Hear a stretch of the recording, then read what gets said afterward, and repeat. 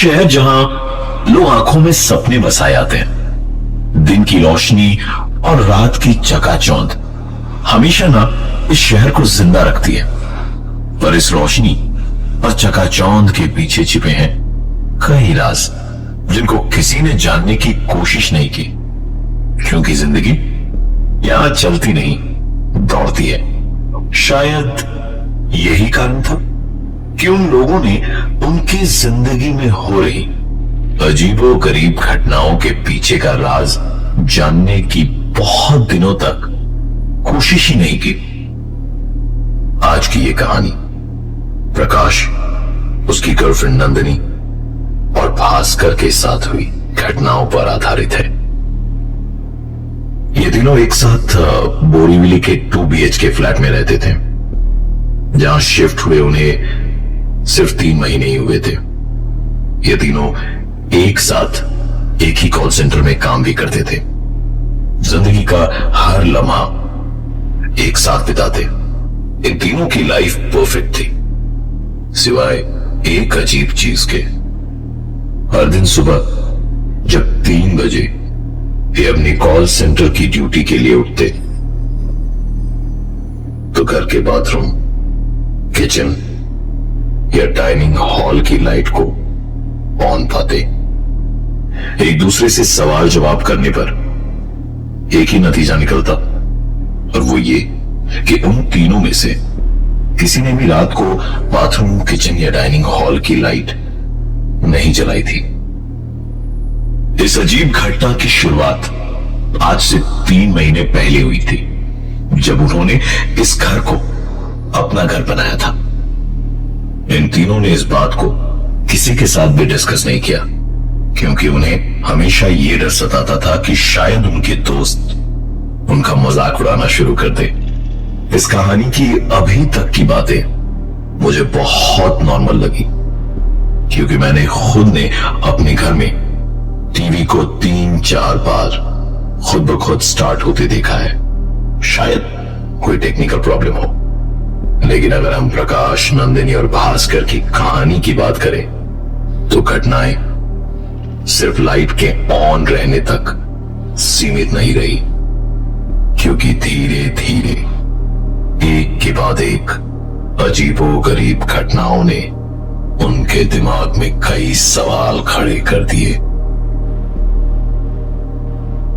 मुंबई के बोरीवली इलाके में 2 BHK का फ्लैट, जिसमें प्रकाश, उसकी गर्लफ्रेंड नंदिनी और भास्कर 3 महीने से रह रहे थे। हर सुबह 3 बजे जब वो कॉल सेंटर की ड्यूटी के लिए उठते, तो बाथरूम, किचन या डाइनिंग हॉल की लाइट्स स्विच ऑन पाते। इस घटना का जवाब उन तीनों में से किसी के पास नहीं था। शाम करीबन 5 बजे ये तीनों अपने काम से लौटते थे, और शाम ठीक 6 बजे घर का काम करने वाली बाई भी पहुंच जाती। कभी कभार इस बाई के साथ उसका बच्चा भी आता, जो पूरे घर में खेलता रहता और उनके सामानों से छेड़छाड़ करता रहता। मुंबई शहर में बाई मिलना बहुत मुश्किल है, और इसलिए शायद वो बाई के इस बच्चे के सारे नखरों से परेशान होते हुए भी अपनी तरफ से कोई आपत्ति नहीं जताते थे। एक दिन तो हद ही हो गई।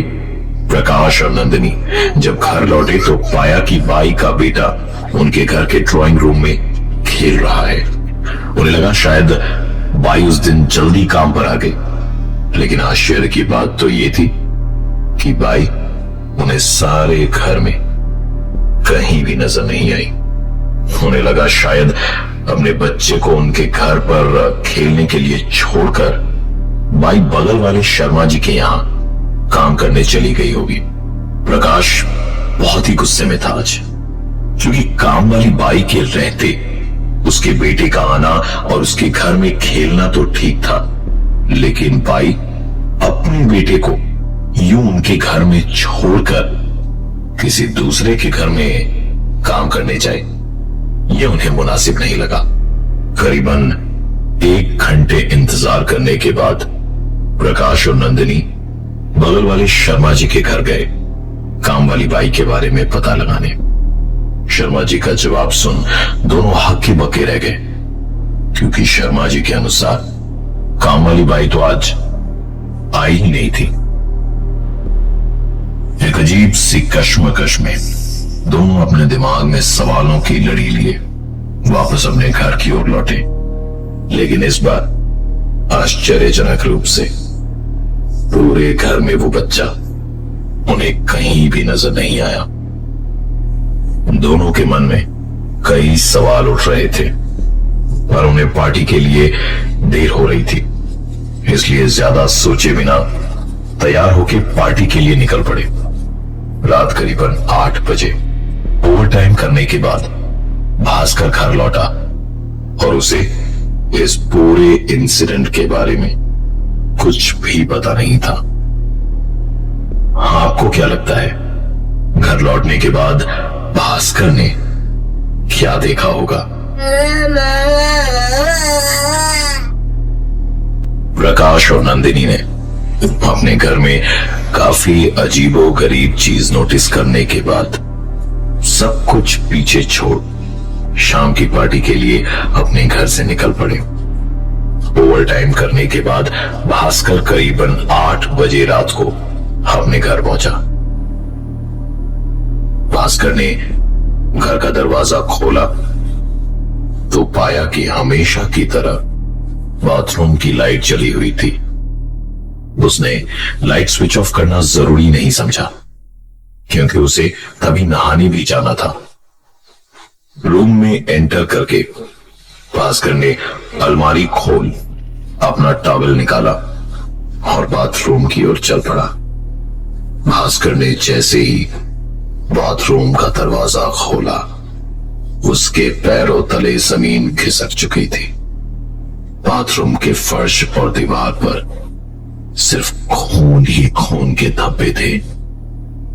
डरे हुए भास्कर ने तुरंत बाथरूम का दरवाजा बंद करा और डर के मारे वो मेन डोर की ओर भागा। अचानक उसके भागते हुए कदम एक आवाज को सुनकर रुक गए। ये आवाज भास्कर के कमरे से आ रही थी।